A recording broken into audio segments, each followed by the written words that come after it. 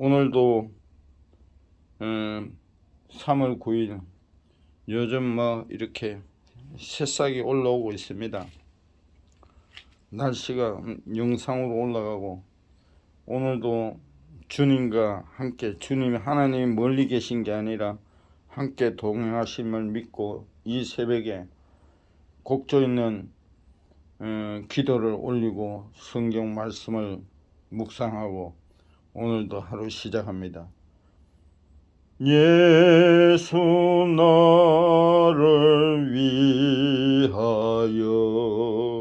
십자가를 질 때 세상 죄를 지시고 고초당하셨네.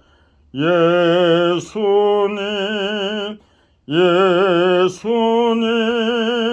나의 죄 위하여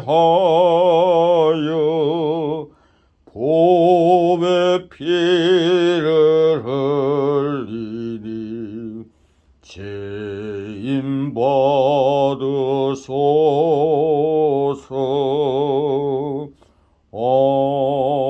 아멘. 거만한 자를 책망하지 말라. 그가 너를 미워할까 두려워하느니라. 지혜 있는 자를 책망하라. 그가 너를 사랑하리라.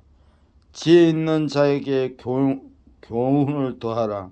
그가 더욱 지혜로워질 것이요 어려운 사람을 더욱 지혜로워질 것이요 어려운 사람은 가르치라. 그의 학식이 더하리라.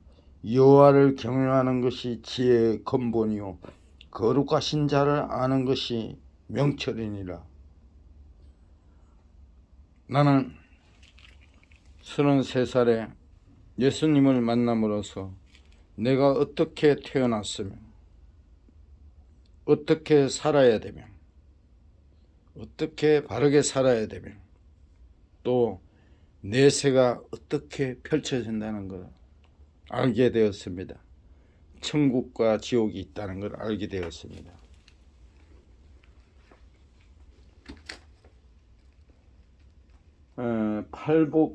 팔복의 가난함은 바로 성막으로 들어오는 문이 된다. 세상에 가진 것으로 도망가지 않고 자신의 부족함과 죄, 아픔을 인정하고 오직 주님의 제사를 통해서만 해결하려는 마음이다. 이것이 가난한 마음이다. 성막문을 열어오면 예수님을 만나게 되고 천국에 들어오게 되는 것이다. 그리고 자신이 죽어야 하는 죄인임을 슬퍼하고 재물이 대신함을 보고 그 고통에 더 깊이 슬픔을 느끼는 것이 바로 즉 성막에 떨어서 드려지는 번제의 과정이다.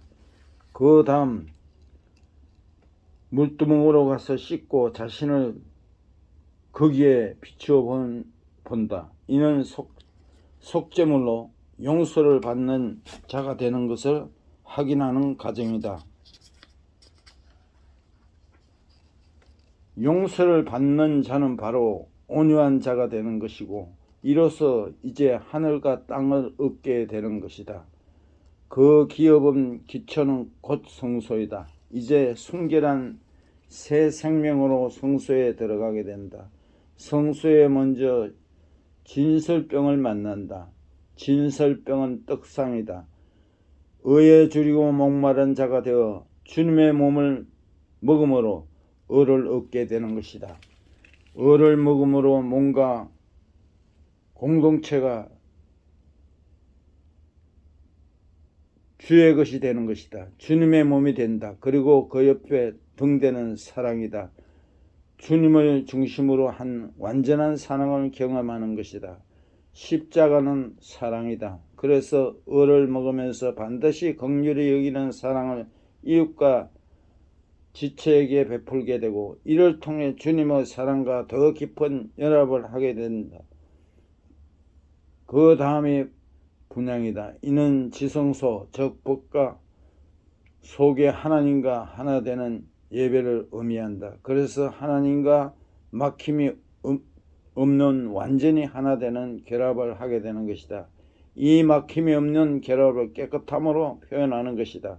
우리가 거룩한 향기, 즉 영이 되어 주님과 영으로 하나 되는 것이다. 치유받고 깨끗해진 영혼이 그토록 바라던 하나님을 만나게 되므로 우리는 구원과 치유를 절정에 이르게 된다. 하나님의 거룩함과 사랑의 그 깊은 신부에 우리의 영혼이 잠기게 되므로 우리는 지금까지 경험해보지 못한 어마어마한 감격과 영광 가운데 머물게 된다. 이것이 하나님께서 우리에게 주시는 치유며 구원이다. 지성소에서 하나님을 만나게 되면 인생을 향한 하나님의 사랑을 만난다. 이것이 법궤 안에 있는 하나님의 마음이다.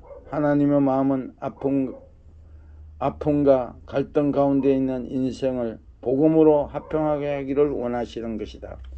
그래서 마음과 하나 된 이들은 그곳을 떠나 평안을 이루는 아들의 삶을 살게 된다. 그래서 성막 안에서 십자가를 지고 아들로서 고난을 받음으로 팔복과 성막의 예배를 완전히 이루는 것이다. 그리고 이 고난을 통해 가난해져서 다시 성막으로 들어가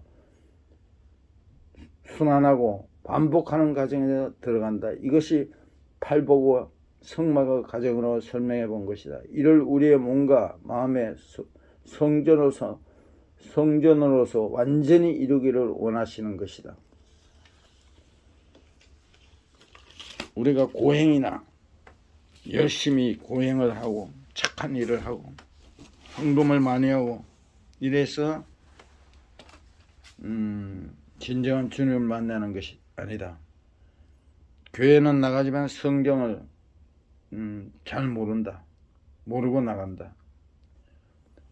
19세기 영국 캠브리지 대학 종교학 시험에 이런 문제가 나왔다. 예수께서 물을 포도주로 바꾼 기적에 대해 논하시오.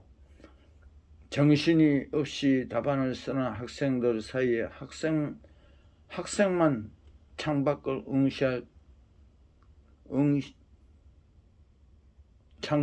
응시합니다. 한참 있다가 학생을 백제 한 줄 써놓고 교실 밖으로 나갔는데 그 답은 캠브리지 대학 신학과創立 후 전술로 기록되는 만점 답안지 됩니다. 물이 주인을 만나서 얼굴이 붉어지더라. 전설의 답을 쓴 주인공은 영국의 3대 낭만파 시인 조지 바이런입니다. 인생의 주인을 만나면 우리 삶의 변화가 시작됩니다. 요한복음 2장을 보면 가나의 혼인잔치에서 포도주가 떨어집니다. 결핍과 원망의 자리가 될 수 있는 그곳에서 예수님은 물을 포도주로 바꾸는 놀라운 표적을 보이셨습니다. 잔치에 온 이들은 기쁨과 은혜를 누렸습니다. 삶의 주인을 만나면 최악의 상황에서도 최고의 결과를 얻을 수 있습니다. 3월입니다. 주님과 함께 새봄을 맞이하십시오. 결핍과 결정이 소망과 감사함으로 변화되길 바랍니다. 주인 되시는 그분 안에서 승리하시기를 축복합니다. 하나님 아버지, 항상 저와 함께 동행하여 주심을 감사하게 생각합니다. 오늘도 하나님의 천사와 하나님 성령께서 함께 동행하여 주실 것을 믿습니다. 하나님, 이 땅에 사는 동안에 하나님을 경외하면서 항상 이웃을 내 몸과 같이 사랑하면서 복음을 전하면서 이 땅에서 행복을 누리고 살 수 있게 하여 주시옵소서. 그 길을 제가 선택할 수 있게 하여 주시옵소서. 하나님, 세상에 보이는 눈으로 보이는 것을 따르는 것이 아니라 사랑을 따를 수 있게 하여 주시옵소서. 사랑을 나눌 수 있게 하여 주시옵소서. 항상 항상 찬양과 예배와 기도를 빠지지 않는 삶을 살 수 있게 하여 주시옵소서. 오늘도 기뻐하고 감사하고 기도하는 삶이 되게 하여 주시옵소서. 예수님 이름 받들어 기도드립니다. 아멘.